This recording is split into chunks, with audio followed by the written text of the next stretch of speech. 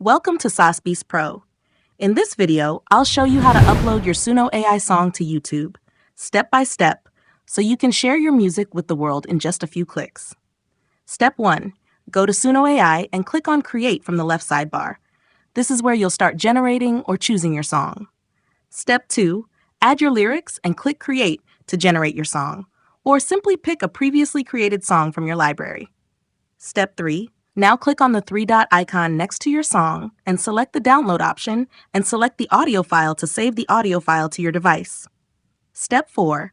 Open a new tab and go to YouTube. Make sure you're signed into the right account before uploading. Step 5. Click the Create button at the top right corner of the screen. This is where all uploads begin. Step 6. Select Upload Video. A new window will pop up, allowing you to choose your Suno AI song file. Step 7.